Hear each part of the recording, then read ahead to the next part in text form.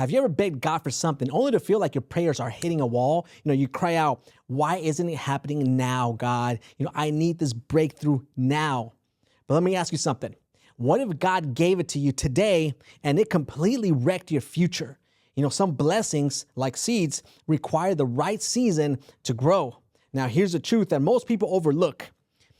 Some seeds, they can't sprout until they've gone through the winter. If they sprout too soon, out of season, they'll never bear fruit. And maybe that's you. Maybe you're in the winter season, desperate for answers, telling God that you're ready, but God knows something that you don't. If he gives it to you now, the conditions will kill it. He's not withholding it to hurt you. He's protecting you. But in this video, I'm going to show you why everything happens in God's timing, not ours. And by the end of this, you'll not only understand, your waiting season, but you'll also embrace it as a vital part of God's perfect plan. Let's get into it. It's important that you understand that some seeds, like wheat and oak trees, they're engineered by their creator to stay dormant during the harshest of winters. They lie buried underneath the soil, protected from frost and snow, waiting for the perfect conditions to sprout. Now, why do they wait? Well, because if they sprouted too soon, before the frost melted and the soil warmed, well, they would die. The roots, they would have no foundation, and the fruits that were designed to produce would never come to pass. Now, think about this. You are that seed. God has planted something extraordinary in you, a dream, a purpose, a blessing. But just like the seed, it needs time in the soil to grow. That time in the soil, that's your winter season. And winter feels uncomfortable. It feels cold, lonely, and endless. But just because you can't see what's happening doesn't mean the seed isn't working. Beneath the surface, roots are forming, foundations are being laid. God is preparing you, not punishing you.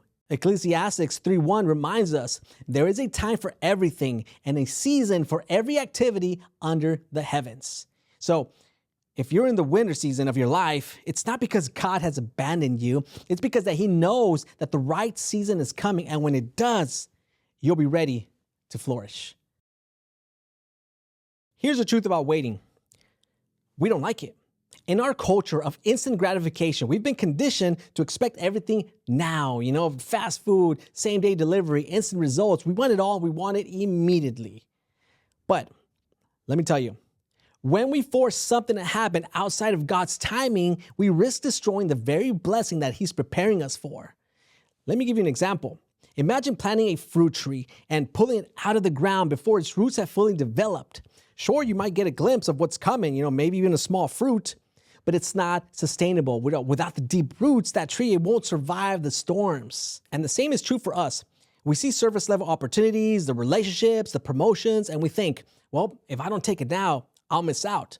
But God sees the bigger picture. He knows what's waiting for you down the road. And if you step into something before you're ready, it can crumble under the weight of your unpreparedness. Isaiah 40:31 says, but those who wait on the Lord shall renew their strength. They shall mount up with wings like eagles. They shall run and not be weary. They shall walk and not faint. Understand that God's delays, they're not denials. They're his way of protecting you from the danger of premature growth.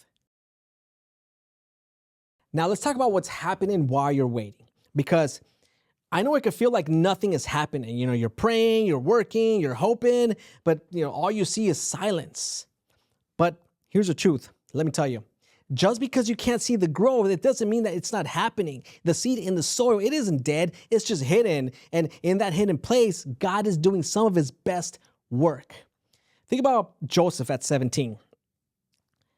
God gave him a dream that one day he'd lead the nations. But before Joseph saw that dream fulfilled, he spends years in slavery and in prison. Now imagine how tempted he must have been to think, God, where are you? Did you forget about me? But God had forgotten. He was preparing Joseph, refining him, teaching him wisdom and humility. And by the time that Joseph stepped into his destiny at age 30, he was ready not just to receive the blessing, but to sustain it. Psalms 27:14 says, wait for the Lord, be strong and take heart and wait for the Lord. See, waiting, it's not passive. It's an active process of trusting that God is working even when you can't see it. Winter isn't just a season of waiting. It's a season of preparation. The harsh conditions of winter force the seeds to develop strong roots. And those roots, that's what will anchor the plant when it finally sprouts. For you, winter might look like closed doors, unanswered prayers, or a season of just silence. But what God is doing in this time is preparing your foundation. He's strengthening your character, building your faith, and growing your resilience. See, sometimes the greatest lessons, they come in the waiting. God is teaching you to trust Him, to rely on His timing, and to surrender your needs for control. Because let's be real, if you could handle it on your own, then you wouldn't need Him.